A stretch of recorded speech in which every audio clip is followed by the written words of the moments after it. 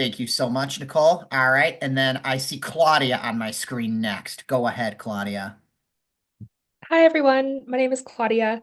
I'm from Los Angeles, and I'm living in the townhomes, which is like a 7-minute walk from the heck. Excellent. All right. Priyash, go ahead. Hey everyone, my name is Priyash. I'm from North Carolina, got the cookout shirt to represent. I also live in the townhomes along with Claudia, and like she said, quick 7-minute walk. Love it there. Love it. Thank you. And then Ephraim, do you go by Frank, Ephraim? I wasn't sure if that was your preferred name. I'm sorry. Yeah, I go by Frankie. Frankie, thanks. Mhm. Go ahead. Yeah, my name's Frankie. I'm from Arizona. I live in Cleveland Heights. It's like 2 miles, 2.5 miles from campus, so I drive. Excellent. Thank you for that. Now, I know we have one more panelist that's going to be joining us too, Luke, and he'll be on here momentarily. I'm going to also introduce our two medical school admissions coordinators. I'm going to start with Megan, and go ahead, Meg. Hi, I'm Meg. I'm one of our med school admissions coordinators. I'm from Cincinnati, Ohio, so that's Southern Ohio, like 4 hours away from Cleveland, for those of you unfamiliar with Ohio geography. And I live in Inova, which is right across from the heck. I'm literally looking at it from my window, like a 1 minute walk. It's great. That's convenient. Go ahead, Grant. Hi everyone, my name's Grant. I'm actually originally from Cleveland, uh, and I currently live downtown. So I'm one of the few people who lives a little farther from campus. I feel like unless you're from Cleveland and you live at home with your parents to kind of save on rent, the furthest away you get is Cleveland as far as where students lives goes. So happy to answer any questions people have about living downtown. So that's like Thanks. 10 to 12 minute drive every day. It's not bad. Not too bad. All right. Thanks, Grant. So here's what we're going to do, everybody. We're going to go ahead and open up for questions for now. All right. If you want to drop any questions into the chat, that's great. If you want to drop any questions to Meg and Grant, you can certainly do that in the chat. They'll kind of be monitoring the chat. Um, I'm going to start by opening it up just for some questions. Does anybody have any questions for our panelists in terms of where they live, about Cleveland, about Case Western? If not, I have some questions that I can ask. If anybody has any questions, unmute your mic and ask away, or feel free to drop into the chat and don't be shy.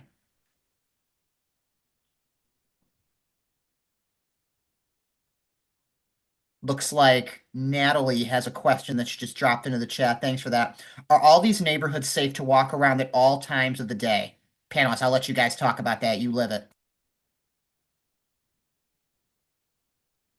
Go ahead. Anybody can start. Nicole, or if you want to start, go Yeah, ahead. I can go ahead and start. Sorry. Yeah. I live in University Circle, 5 minute walk from the heck. And I would say for the most part, I feel pretty safe walking home from school back to my apartment throughout like reasonable hours of the day. I feel like I normally wouldn't really feel safe walking outside at like 1 a.m. alone anywhere. But I would say up until like 10, 11 o'clock when I'm leaving the heck, I feel totally fine to walk home. And then we also have this great service through Case called Safe Ride. I'm not sure if anyone has talked about that yet or if you heard about that on interview day. But it allows for students to call for a pickup from basically like a school sponsored Uber, and they can pick you up at the heck or anywhere you're at within like a certain radius around campus to bring you back at home. So that's an option that I know a lot of students use when it's maybe like late at night, they're at school and don't want to walk home alone. I'm curious, Nicole, how often would you say students use that? Is that something that's common among like many students in your class? I'm just curious. I've taken a few myself, because it's nice to use even when I'm just at my own apartment and I'm going to another one of my friends. And it's like over the weekend, maybe it's a little bit later at night, or even just like um, because I feel pretty comfortable walking home from school since it's such a short trip. But I think that it's fairly popular amongst students. I think I've definitely like used it myself and like some of my friends as well. Anybody have anything they want to add to that? That was insightful. Thanks, Nicole. I would say that in the townhomes, I um wouldn't necessarily endorse it, but I do kind of have a night crawling habit. I love to like go for walks at like all times of the night. And I'd say that like generally speaking, in the townhomes anyways, it's pretty safe there. I know that like certain other areas can be like a little bit dicey, but also there are apps that you can download sponsored by Case that give you like safety warnings and things like that. Like I said, Safe Ride, or like Nicole said, Safe Ride is always a great option. But generally speaking, in terms of safety, the townhomes, especially things that tend to be like in close proximity to the heck, tend to be pretty safe. Excellent. Thanks for that, Priyash. That was good. Anybody else want to add anything just about neighborhood and I'll also share University Circle. It's a very like busy area. I would say it's a pretty like big like entertainment maybe district of like the city. It's also kind of like I would also call it like the cultural sort of center or hub of the city of Cleveland. So there's always I would say plenty of traffic a fair amount of the time. It's also I would say pretty well lit in many areas of the neighborhoods too. Obviously some more busier than others. It's and whatnot, but I haven't heard of anything happening at least to a medical student that has maybe made me nervous as I walk around the area pretty regularly too. So but all right, that was good. Thank you for that. And then I see is it Waichi or Wichi has a question next. Go ahead. Thank you. If I mispronounce your name, I apologize. Hi, no worries, it's Wei Chi. But Waichi. yes, Thank thank you, you. Waichi. No worries. Thank you everyone for answering questions today. I am from out of state, so I was wondering like what is the best way to look for housing in terms of because like I've never visited Ohio, and like I was wondering like if do you guys like reach out to like other M1 or other medical school students to find housing or like do you just search online? Thank you. If any of the panelists want to talk about how they found their housing, I think that'd be great. Share your own personal experience. I think that'd be really helpful. Go ahead, Claudia. So I didn't have the chance to visit Cleveland at all. So the first time I came here was when I was literally moving in. And what I did is I reached out to people on the Google spreadsheet. So I don't know if it's been created yet, but there's a spreadsheet that will have people who are looking for roommates.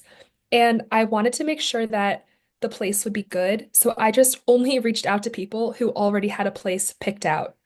So I ended up reaching out to a lot of M2s and M3s. And my roommate is someone who went to Case for undergrad and then they now are an M2. So they already had this place that they had lived in for a few years and they knew it was good. And they showed me a virtual tour over FaceTime and then I just committed. So even if you're not able to come here in person, you can have people vouch for you or sorry, you can have people vouch for the place for you, or you can also even reach out to people and see which landlords are good, and then there might be other properties that you can know are more reliable. Awesome. Thanks for that, Claudia. I'll also add to Priyash, I'll let you speak here in a second. We did have that housing webinar.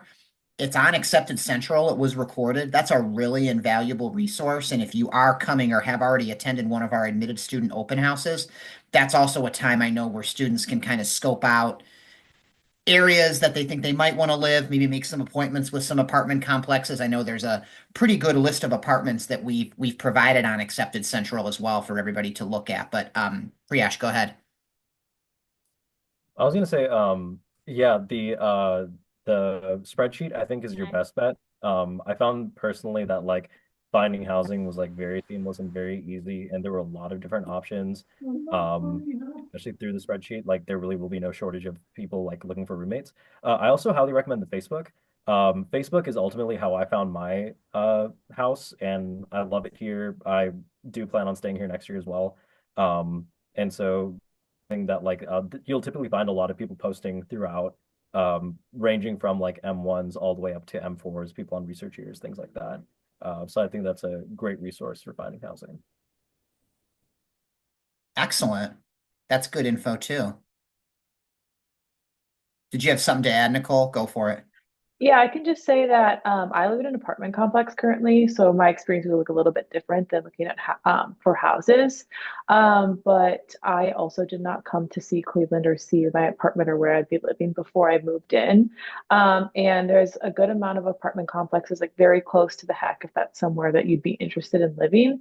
And a lot of the companies who run the complexes like were very responsive and great about sending video tours of all the different apartments that were available, sending out different layouts. So those were like a good option for me, I felt, because I wasn't really able to like come out here to look at homes. Excellent. Thanks for that, Nicole. I want to take one quick break here. We're going to have our last panelist introduce himself here. I see Luke Molitor has just joined our call. Hi, Luke. Great to see you. We're just getting started with our housing and transitioning to Cleveland M1 panel. If you just want to like introduce yourself to everybody here, we appreciate just if you want to just say your name, your hometown, and maybe where you're currently living in Cleveland, and how far that is from the health education campus. Go ahead. For sure, yeah. Thanks for having me. My name's Luke. I'm from the Bay Area in California. Went to UC Irvine for undergrad. I currently live in the Cedar Fairmount area. It's in like the city of Cleveland Heights. I really like where I live. It's like probably about 5, 10 minute drive to campus, so not too bad. But yeah. Excellent. Thanks for that, Luke. Who else has questions? Got our full panelists here now. There, Tom, there was someone in the chat asking about how much like the average cost of utilities were. Okay. And Frankie and I both replied in the chat, but I feel like it might be helpful for everyone to just chime in if they can, because we all have kind of different living situations. Yeah, good catch. I see that now, Grant. Thank you. Does anybody want to talk about cost, or if you're comfortable sharing how much you pay, or maybe what you typically find some of the places that you looked at cost? If anyone wants to speak on behalf of cost, I think maybe I'm a little biased because I live here, but the places that I've lived, I feel like Cleveland has a very affordable cost of living compared to many areas in the United States right now. But yeah, if anyone wants to chime in about that, that'd be a nice, I think, a nice thing to add too. Don't be shy. Any panelists, go ahead. Yeah, I I can hop in, I guess. Or okay, sorry, go. Priyash. All right. Yeah, I'll go real quick. Yeah, I definitely agree with what Tom said that like yeah, living in Cleveland is like way less expensive than most other places. In the townhomes, utilities, since Cleveland tends to run a bit colder, you kind of have to consider like utilities are a bit more expensive in like the winter times and like less so in the warmer months. So I'd say that like when it's colder, I'm paying in townhomes about like maybe 120. And I live in a house with me and three other roommates. But then when it's like cooler out, or when it's a lot warmer out, sorry, when it's a lot warmer out, I'm spending about like 90 to 100 on utilities. So I would say all in all, pretty reasonable. And then rent, I pay about 800 a month. Excellent. Did you want to add anything, Luke? Go ahead. I was just gonna say, when it comes to cost, yeah, around the heck can definitely be a little bit more expensive. But if you are looking to save a little bit of money, there's areas like Little Italy that can be a little bit more affordable. The Cleveland Heights area is definitely more affordable. I mean, I think you could probably find like 3 bedroom, 1 bath house in Cleveland Heights for maybe like 1800. And if any of you are coming from California, you'll know that's like really cheap. I was paying probably like 3 to 4 times the amount of like rent that I'm paying right now. My rent's like I live in a house with two other roommates, and my rent's like 600, 700 a month. So pretty affordable. But yeah, Excellent. I'm curious, Luke, I know everyone here has kind of lived in some different places. I know in university circle. I know Luke, you're a little farther in Cleveland Heights, and I know Grant, you're downtown too. I'm curious, just would you say like most medical students live? Or maybe what about most of your friends? Where do you say they live? Are there certain maybe friends that you visit more frequently than others that are maybe in university circle, or is it just kind of depend? Is it very mixed? Like, what do you hear? What's kind of the I don't know, the rumor of, okay, I would say, if I had to guess, I bet most students live in university circle, or most students live in Cleveland Heights, or these are one of the most popular areas.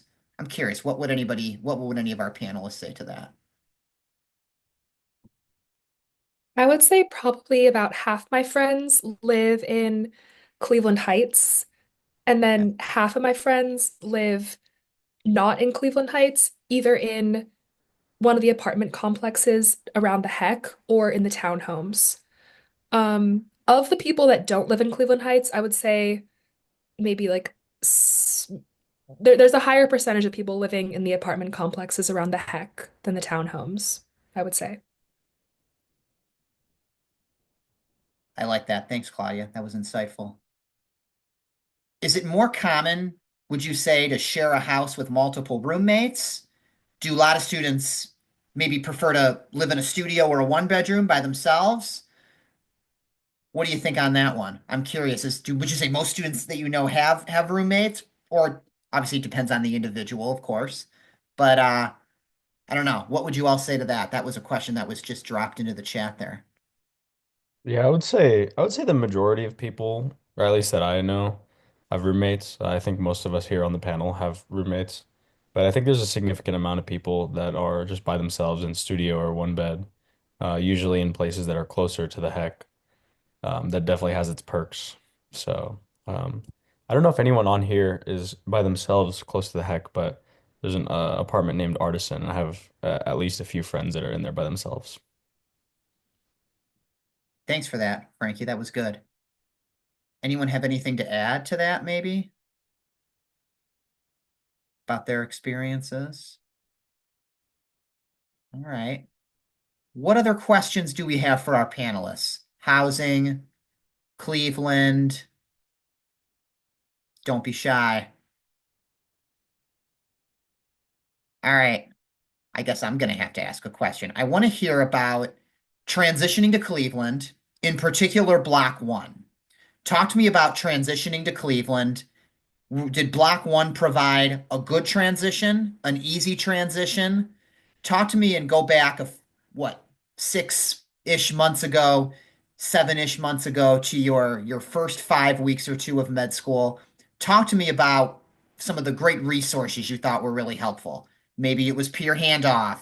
Maybe it was a lot of the kind of more preparing you for what's to come in Block One, just the overall structure and transition. I'm curious to hear about your Block One experiences. And I'm going to start with Claudia. Go. So block one is really nice. It's the best time. It's the easiest block. You shouldn't really be studying very much.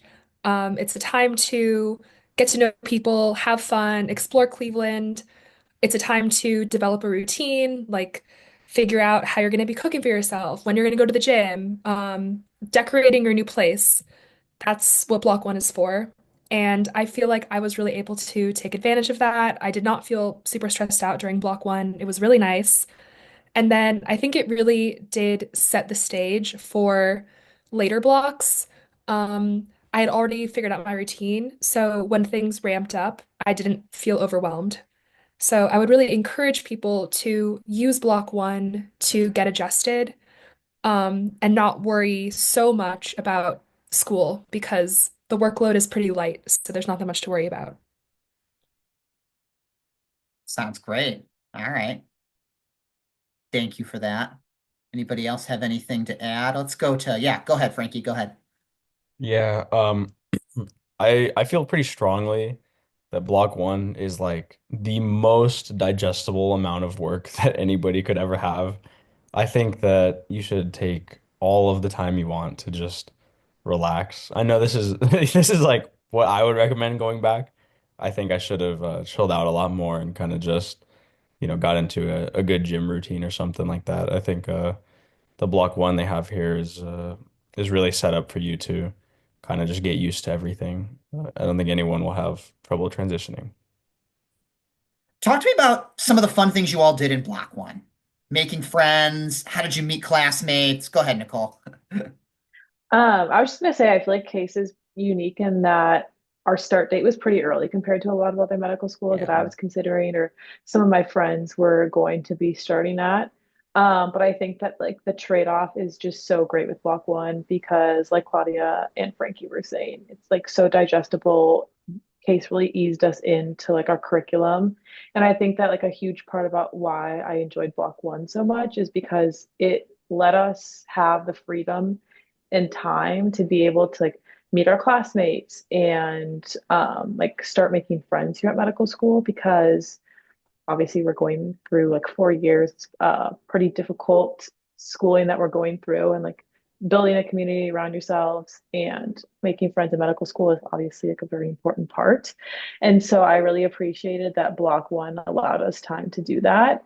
And we had peer handoff leaders that were organizing a bunch of different things for us throughout like um, not only orientation week, but I'm pretty sure throughout the entirety of block one. We had a lot of different social events around Cleveland that they organized to kind of just like get us all together and meet one another. And I thought that was super fun and I really appreciated that. Excellent. Thank you for that. Um, I'm gonna. Oh, go ahead, Claudia. Did you want to add some stuff? Yeah, sorry. One more thing to Yeah. add. I think one other interesting thing about Block One is that there's a lot of required in-person content. Like some of the things that later on in the year are optional, during Block One, they're required. And at first, I thought that was so that you are forced to go, so you actually learn the material. But I think that like the secret reason for that is that so you're forced to come to school in person and be with your classmates and talk with them. One of the biggest ways that I made friends was just getting lunch with people after class because you're all right there and then it's 12 o'clock and you're like, oh, might as well get lunch. And then that was how a lot of my friendships formed. I like that in person. That's good. If you don't mind, I was Go going to ahead, have Grant. Luke answer Rachel's question from the chat. She's just asking about what people who moved basically across the country to be here in Ohio did to prepare in the months prior. That's a Yeah, good one so for Luke. Yeah. definitely, Coming yeah. from the Bay Area. Yeah, I will say that it's definitely stressful, like moving across the country. Because for me, I like grew up in California my whole life. I went to UC Irvine for undergrad, so like I lived in California my whole life. So it's definitely a big change, kind of moving out of California and especially coming to the Midwest where the weather's different and things are different. I will say, I think what helped me the most is just like having my mom and my family like come like actually like help me move, like bring all the suitcases, bring all the stuff. I think just having that like support system, whether it's like family, it could be friends, like just try to see if there's somebody that could come with you to help you with that. Especially if you're moving a lot of stuff. I think I had like 4 or 5 suitcases, and then like I was like shipping stuff too. Car situation as well. If you're gonna drive out or ship your car or get a car here, might be something that could be worthwhile to like look into. But I think the big difference maker was just like having family to kind of like help me kind of like move in and like get settled for a few days.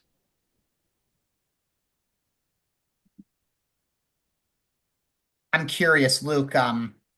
Just did you drive? You said would you say that many students that you know that come from, or even I'll leave this open up to everybody, like do many students that come from the West Coast? Because we get a fair amount of students from California every year. Do many students drive? Is that drive their car, or they come here and then maybe they either purchase a vehicle or when they get here? How does that typically work? I've actually never thought about that before. Yeah, I'll just say super quick. For me, I did fly. So I ended Okay. up like buying a car when I got here. Okay. Um, but I think it's kind of a mix. I think some people drove, and some people fly. Like it's kind of a mix of whatever the situation is. Obviously, if you want to have your car, it's probably the like cheapest way. It's just to drive it. But it's also kind of daunting driving all the way from like the West Coast here. But yeah, that was just my like situation. Excellent. I know, Yeah, oh, go ahead, Frankie. Sorry. I was just gonna say I shipped my car too. I think as long as you're, willing to sign your car away for a little bit of money, I think it's reasonable to do that if you want to keep your car and don't really want to drive it. All right. I saw there was a question in the chat about that Elizabeth asked, is there anything you wish you would have asked the property manager landlord before signing your lease? Are there any important questions? I saw Megan gave that was a good response that Meg gave there. Are there any questions like, oh, shoot, I wish I would have asked that before I moved? Any like, I wish I would have known this when I was in your shoes a year ago before I was prepping my move to Cleveland in terms of housing, in terms of what to ask landlords, what to ask property managers at apartment complexes, etc. I would say that I haven't necessarily had this issue, but I've heard some people who have. They recommended that, or not recommended, but they mentioned that there was some like kind of confusion in what services would be provided by their landlord or the general HOA in terms of like services. And by that I mean like shoveling snow, or like just general upkeep of the lawn, things like that. I think it's like good to know like in advance, are you going to be responsible for that? Is your landlord going to take care of that for you? That's pretty much all I've seen so far, I'd say. All that fun adult stuff. Yeah. Thanks, Priyash. That's good. All right. I would say if you can, try to talk with an M an M1 or M2 who's lived in that apartment complex before. I don't really know the ins and outs of the different apartment complexes, but Oh, did we lose you, Claudia? Looks like we might be frozen. Um, sorry, that Claudia, hopefully be back in a second. That's a good that's a good piece of advice. Is everybody here on the entering class group me?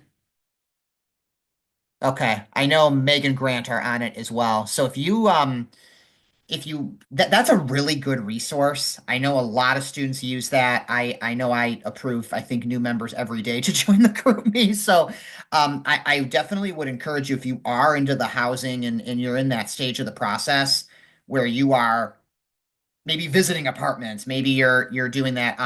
I'll drop the group me link into the chat. Nico, I see you just dropped that. I'll drop that into the chat. I see Claudia's back now. Are you there, Claudia?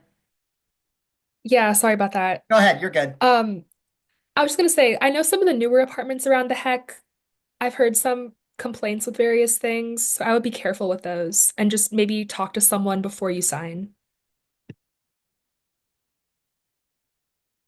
Good stuff. Thank you, thank you. Yeah. Having, I think, all your ducks in a row like that is definitely important, and kind of knowing, what's covered, what are the maybe expectations, if there are any, on the tenant in terms of upkeep and things of that nature. Um,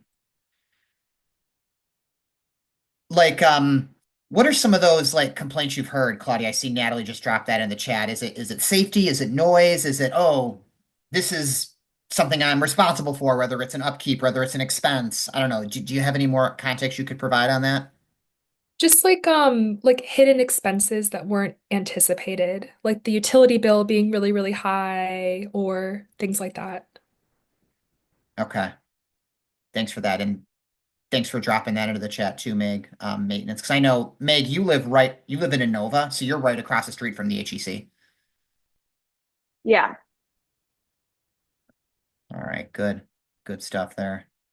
I want to ask a little bit about kind of going back to like transitioning to Cleveland.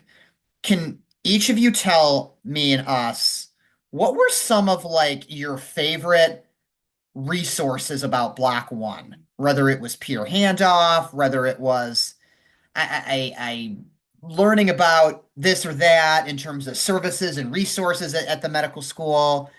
Tell me what some of your like maybe most invaluable resources were that really helped you with the transition. Or maybe it was just the way Block One was structured. I know we talked about that a little bit already, but if there's any resources that kind of maybe haven't been mentioned, like, what, this was something that was really beneficial to me in terms of me transitioning to med school, and here's why. I'll start with Frankie this time. Go ahead. If you can think of anything that you think is beneficial for everyone to know. Yeah, I actually got a lot of information from the M2s or threes or even fours that were facilitating some of our activities. I think I learned the most probably from my anatomy and histology preceptors. I think they're all M2s.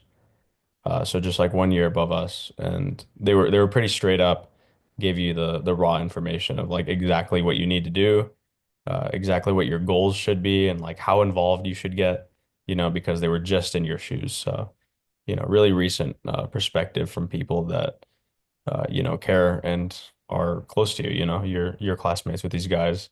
So it was really easy to get some good info from those guys. Excellent. Anyone else have anything to add in terms of a valuable resource that was very beneficial in them transitioning to Cleveland and Case Western? All right. I think our society needs are also pretty unique and were very helpful. Um, the whole class, every incoming class gets separated into different societies, all of which have a different assigned dean who are all physicians at one of our affiliated hospitals. And we meet with those deans multiple times a year. And our first meeting, I believe, was like at the beginning or middle of block one. And you have a one-on-one meeting with them, and it was just very helpful to kind of ask questions and just kind of get feedback from them. And so I think that that was like another part of block one that was super helpful. How early on, Nicole and everybody else, do you all get involved in the special interest groups? Does that start in block one, or is that more after block one?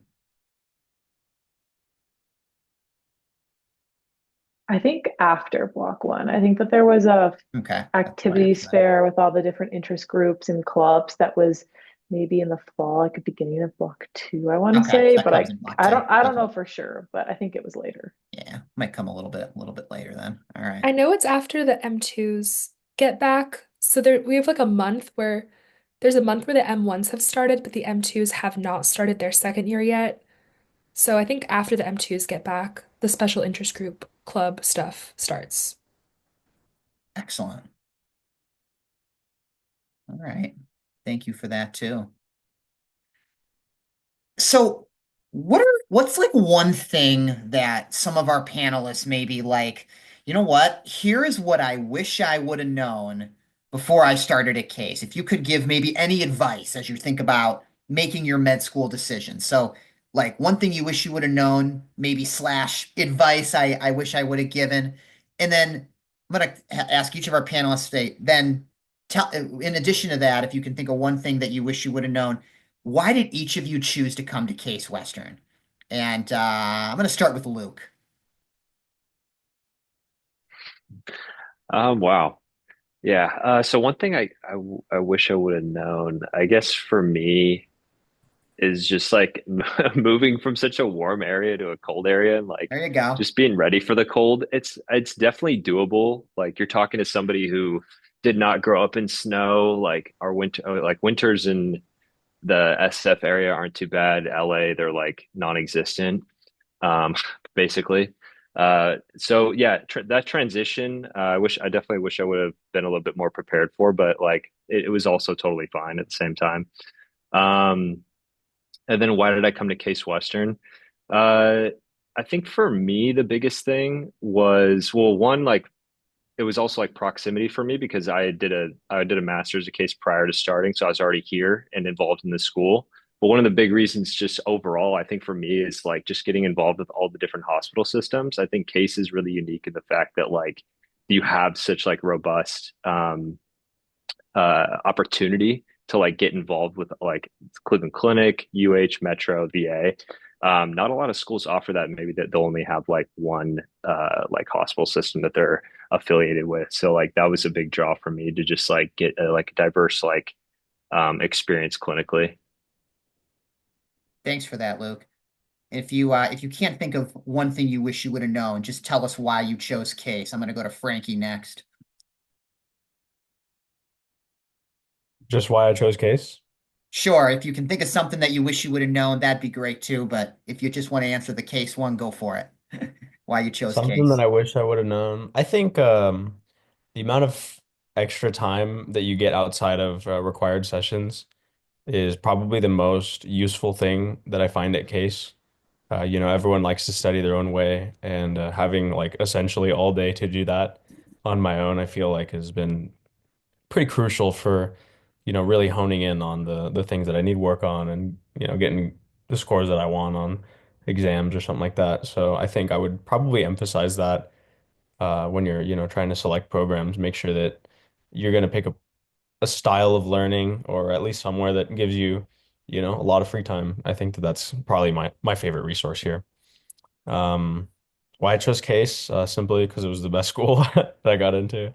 I don't know if I can, make a better answer than that, but it's a good school. There's a lot of resources. Thanks, Frankie. Excellent.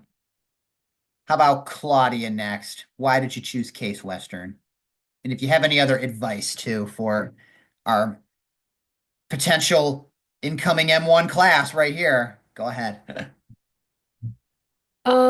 I feel like when I was talking to case students, like on panels, or I actually like reached out to some of the people after the panel and spoke with them one-on-one about what they liked about case, I felt like people at case were very passionate about medicine in the right way. Like at some of other schools I looked at, I felt like I got kind of an intense vibe from students. Or conversely, at other schools, people would say like, "Oh, I have so much free time, so I can play video games every day. Like it's so chill." But I felt like Case was sort of the best of both worlds, where people talked about how much free time they had, but then they would say, "Oh, and I'm using my free time to do this project I'm really passionate about, or, work in this lab or this or that."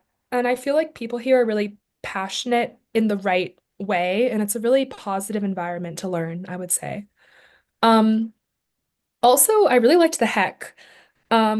It's so beautiful, and I think being in a space that makes you happy every day is really, really important, especially when you're working so hard and you're studying, which can be it can kind of beat you down sometimes. Doing that in a space that's nice makes a really big difference. And having a very central space where everyone congregates and you can hang out with your friends and, study together and answer questions together, that also makes a really big difference in your quality of life in medical school. So I think for that alone, case is really unique, and I think that's a big thing for why people are so happy here. Thanks so much, Claudia. That was great. Good insight. Nicole, go ahead, and then Priyash can take it away. My reason for choosing Case was very similar to Claudia's. I really liked how, although we get a lot of free time here at Case, and there's so much time for independent studying, like and self-direct learning, I really liked how we had small group meetings 3 times a week, and how we had other required sessions throughout the week, which brought everyone to the heck almost every day. I feel like there's a day or two here and there a week that we don't have anything required. But I really like how our whole class comes to the heck most days, and it was just really easy to meet my classmates and make friends here, because I think that that was like something that was really important to me, like feeling like I had a community in medical school, because I know a lot of schools have like switched to completely optional lectures.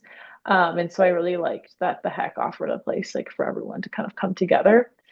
And one thing I or is advice for coming before school, or something I wish I knew before coming to school? Is that the Yeah, other if one you we're want, if doing? you have any pieces of advice that you think, I wish I would have known this when I was, in my shoes a year Mhm. ago. If you have any more, if you have anything like that, that's great too, and share. I think that there's sometimes stuff going around like, oh, you should be starting this before medical school, or look at that, or learn how to use Anki, everything like that. I think it's just like enjoy the summer that you have before medical school as much as possible before everything starts. Just like everyone on this call has really worked very hard to get to where they're at. So I think just like giving yourself a break and relaxing before med school is probably the best advice. Love that. All right, Priyash, go ahead if you want to share why you chose Case Western. Yeah. Before going into that, as for what I wish I knew coming into case, I'd say that really like listen to like what a lot of the faculty says and a lot of what your upperclassmen say. In that like a lot of good advice was given. Me personally, I remember I was a little bit suspect in the beginning, especially when they would say like, "Oh, relax, things are going to be fine." I was like, what are you talking about? It's medical school. Like you got to start grinding right away." I remember coming in immediately being like, "I need to find a research project right now. I need to join an interest group right away." And people were saying like, like take your time, enjoy block one, get you the social environment, get used to like the amount of work they give you that's digestible, especially with how so many of these things like research really is integrated into the curriculum and how much free time you have gives you ample time for multiple research projects. Not to mention like being connected to multiple hospitals really gives you a lot of access. So really like I wish that when people had said, like take it easy, like gradually ease into medical school, don't worry about things of the summer before, and then take block one to really get used to the curriculum and explore different options before kind of pigeonholing yourself into whatever interest you have. I'd say that I really wish I realized that a bit sooner instead of stressing myself out so much. As for why I chose case, it really was much like what a lot of people said, talking to the case students, as opposed to like a lot of the other medical schools that I talked with students about. Case really has like it really reflects on all the students that like, sure, medical school is hard, but you don't see people who find the experience nearly as rewarding as case students do. We always like, really have this culture of like work hard, play hard, and even the work experiences are so fulfilling and so honestly like personalized. Not only is there the free time that gives you the time to like study however you want, but like all the electives, all the pathways, all the interest groups really offer really highly individualized experiences that whenever I talk to all my friends at other different med schools, they can't say that they have the same.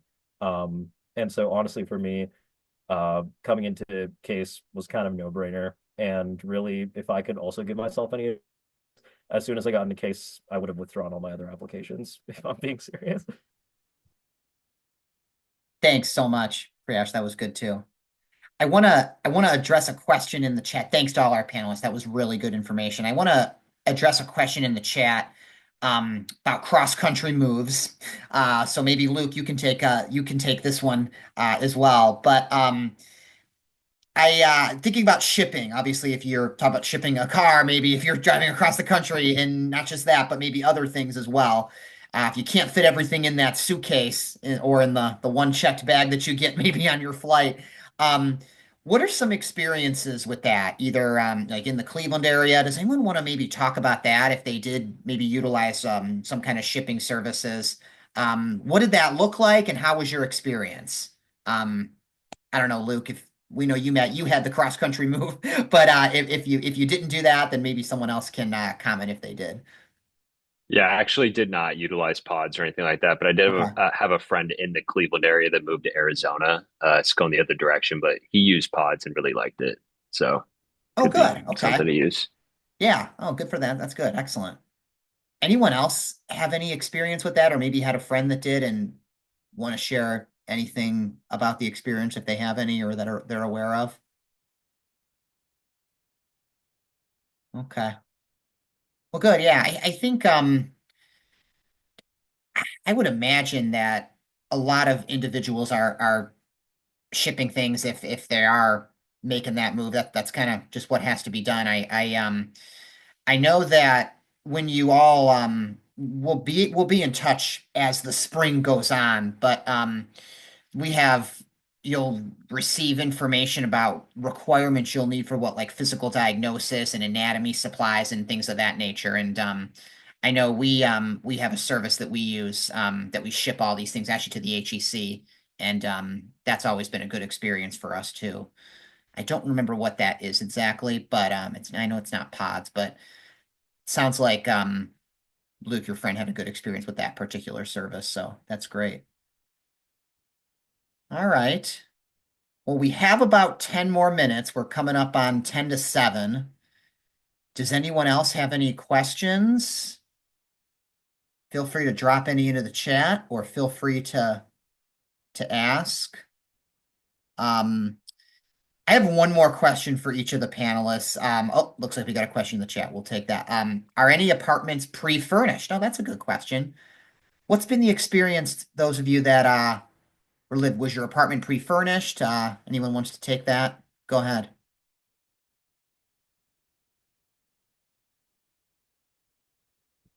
My apartment was not well, my apartment was semi pre-furnished. Like the living room had some stuff.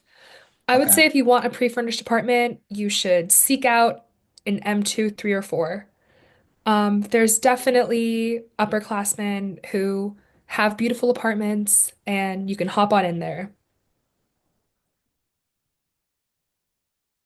Reach out on the group me. And we can maybe connect you with somebody that if that's something that you're considering, I would say as well. Um, Really quickly, I went to Case for undergrad and I lived in Euclid 3. It was a pre-furnished apartment and I really enjoyed it. So that's one you can look into. Thanks, Nico. That's great. Anyone else, just in terms of furnishings, any experiences there?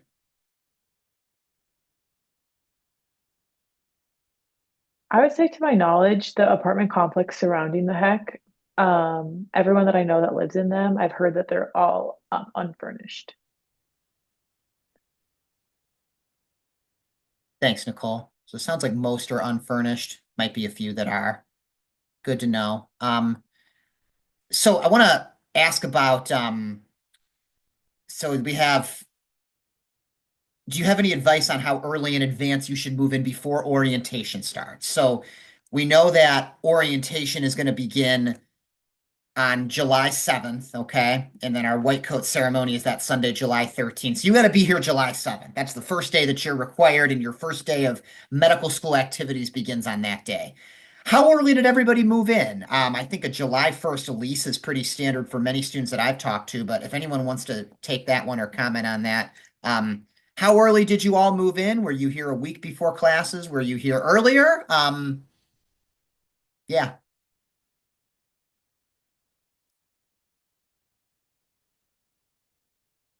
I moved in July 1st. And so that was like a week before we had orientation start. And I really liked that. It was nice to kind of be able to get situated in my apartment. Like if you're shipping things to the apartment, something might not come on time. It's nice to have extra time to get that all figured out before school starts. And then also, I think it's pretty common for students to move in a little bit early. So I know that people were reaching out to classmates in the group me and able to kind of connect even before school started in that time. Good resource. Thanks, Nicole. Anyone else move in earlier than that, later, the same? I moved in 2 days before, and I felt like I was like the last one here. I felt like most people moved in before I did, but it was honestly fine. It's really up to you, I guess. Good stuff. All right.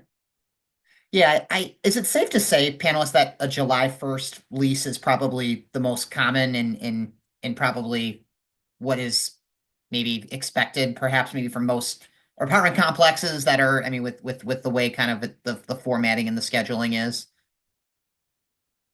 Cool. All right. Um, Parking. I know Grant took that question about parking in the chat that was asked as well. Um, there is parking available. It is lot 82, I believe it is, which is maybe about a 5 to 7 minute walk, give or take, from our building. Um, there's some parking that is, I think, a little bit farther as well. Talk to me just, I want to ask each of our panelists just about parking in cars. Our expectation is at the School of Medicine, everyone is required to have access to reliable transportation. I know many of our students have cars. I know most of our students have cars. We cannot require you to have a car, but we can, obviously say you would need to have access to reliable transportation. Talk to me a little bit about the transportation. If any panelists want to do that, any M1s want to share. I guess, do you have a car, and how, where do you park if you pay to park, and kind of what that experience has been like for you, or anything else just about the transportation from home to the HEC, and maybe that includes walking for some of you. I can talk a little bit about this. So I live downtown, and that's, like I said before, like a 10 to 15 minute drive, depending on the day. depending on the weather and depending on the traffic. Um, and I park in lot 82, which is the closer of the two lots. It is, I think, more expensive, but not by that much. And I'm pretty sure I just had them add the cost of parking to my tuition. So, like, I had, um, my tuition was paid for by my loans that went through, and then that also just got taken out with it. So that is an option. You don't have to like put in a credit card or anything like that to pay for parking. You can just have them add it to your tuition. Um, I will say that parking in one of these lots, like one of the disadvantages of having to drive to campus and park is that you do have to do a little bit of a walk, and it's not the most fun in the winter. But there is a shuttle that picks you up and will take you like from both lots to the med school building. So that's really nice. And those buses get really packed in the winter because no one wants to walk because it does get really cold sometimes. Um, but that being said, I do have to plan like to get up a little bit earlier than some of my fellow classmates who live like right across the street, which I'm like eternally jealous of that, they can just roll out of bed and throw on a coat and walk across the street, and I have to like get up super early and drive across town and then park and then walk to campus. But you know, it's at the end of the day, it's not a big deal, and it actually is a kind of a nice walk when it is nice out for the half of the year that we have decent weather. Thanks, Grant. Anyone else want to talk about, do you have a car? Where do you park? Transportation to and from the HEC?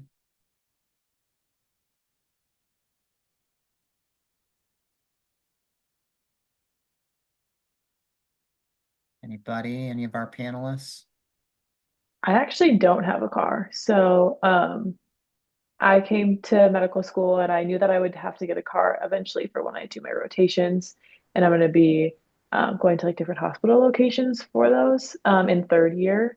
However, I just decided to come at the beginning of first year without a car, just kind of see how it went for the year.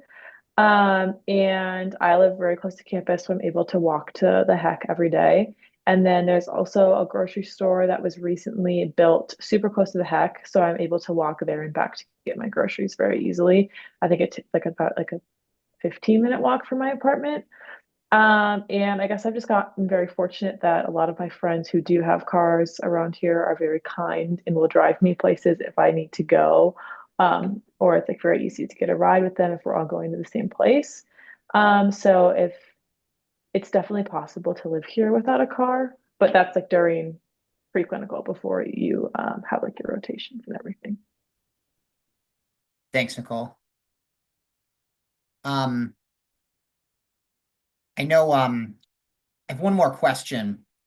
I'm curious about the winter and the transition each of you had to winter.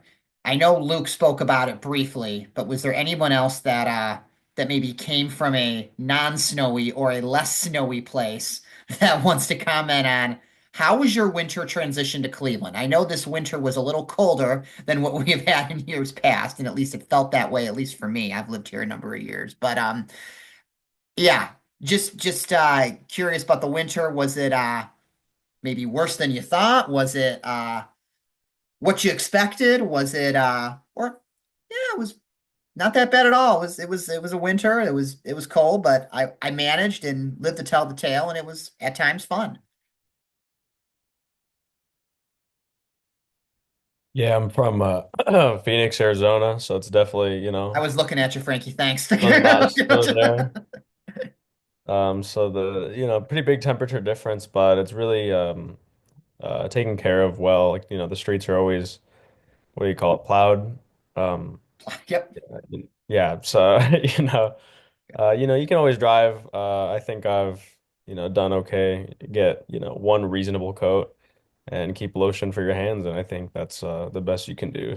I think it'll be doable. Thanks, Frankie. Good stuff. All right. Um, well, I wanna say thank you to our panelists. This has been really, really helpful. I hope to our potential incoming medical MD, soon to be maybe M1s here. I'm going to do one last call for questions. Um, does anyone have anything they want to ask before we call it a session? Getting a lot of thank yous in the chat, so I want to say thank you to all of our panelists. Thank you, Nicole. Thank you, Priyash. Thank you, Meg. Thank you, Grant. Thank you, Frankie. Thank you, Luke. Thank you, Claudia. All really, really helpful information. Um, we do have two more of these events, and like this one, they're going to be recorded. It's coming up. It's on your In Accepted Central.